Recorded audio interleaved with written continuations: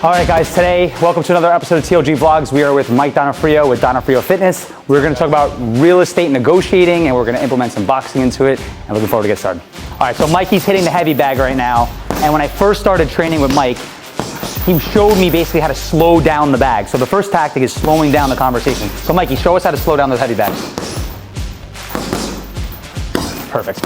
So I think of this as real estate negotiating the same way, right? So a lot of people will come into a conversation and they're gonna go right for the kill right away. And that's common with boxing too, especially like newer guys. When I started training with Mike, it's like you just wanna go all in on the bag, right? But there's a lot of swinging involved. So when people are involved in a conversation, I think silence is key, right? I usually try to make people repeat themselves, or I'll ask them questions like, I'm not understanding, or can you say that again, or put them on hold for 5 minutes. Any which way to basically slow down the conversation and keep them on the phone longer. Because if you make them repeat themselves and you make them go through their points all over again, quite often more than not, they're gonna give you more information. And that's the key, is slowing down the conversation, extend the conversation, and keeping them on the phone. All right, so basically off of what we just talked about with slowing down the conversation and basically making people repeat themselves and explain themselves, I really want to emphasize this more.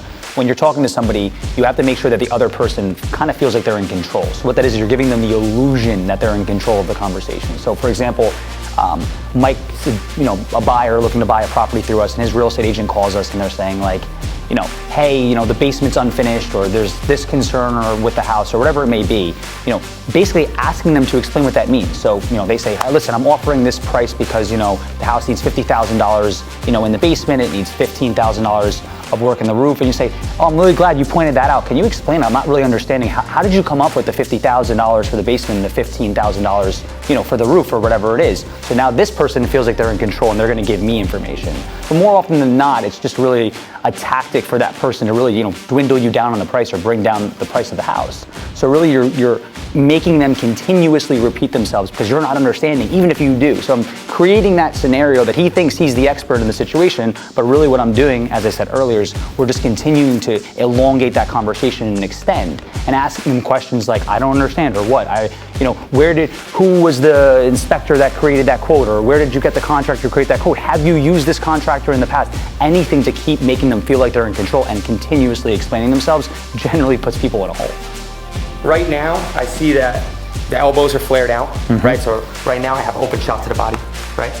As a boxer here, I see that you're in the lefty stance. So I'm a righty. So what I'm gonna have to do is get to the outside of your lead foot, right? If I get to the inside of your lead foot, that means I'm just gonna walk straight into these straight crosses, right? If I get on this side, well, I'm getting out of the range of his punches, right? And I can get on an angle to where I can get the open shots here, right? He turns into me.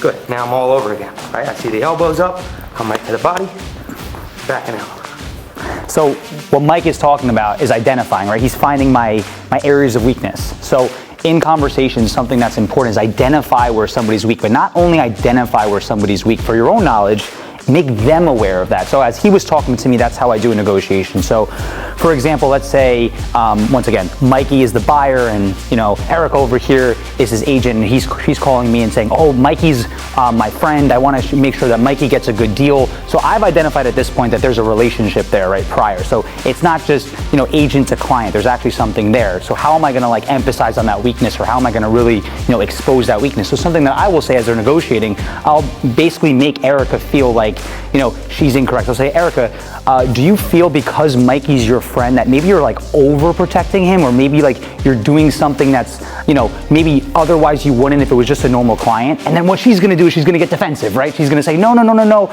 although he's a good friend, but it's really just disarming the person, right? It's making them really feel like, whoa, that's not what I'm doing here. And then now you're repositioning them to get back into just a normal client position. So that's really important, is listening in a conversation and identifying maybe what that person's weakness is, and then really pound in on that. All right, so Mikey, I've been training with you, I follow you, I see you help so many people with competing, and you compete in boxing. So clearly boxing's super physical, but talk to us about the mental element of boxing. Definitely.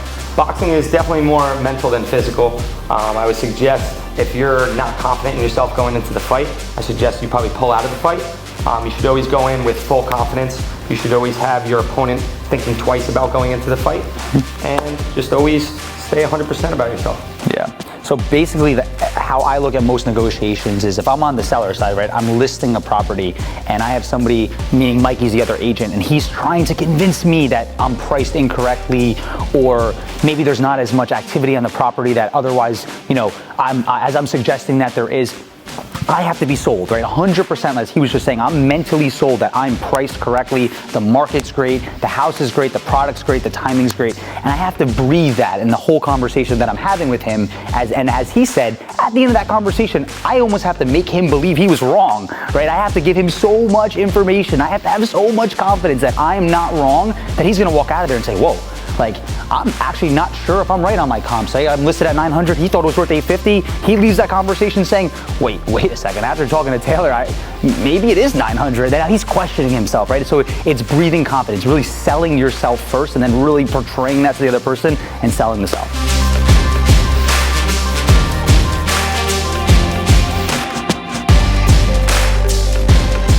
And thank you guys for tuning into another episode of TLG Vlogs. If you like this content, you like our tips, please follow us, hit the like button, hit the subscribe button. But before we leave, let my good friend Mikey tell us where to find him and how to train with him. So guys, if you go to Instagram, you can find us at donafriofitness_Mawa. If you want to sign up for any classes, we have group classes, we do personal training. You can find us at www.donafriofitness.com and you can sign up for any class on there.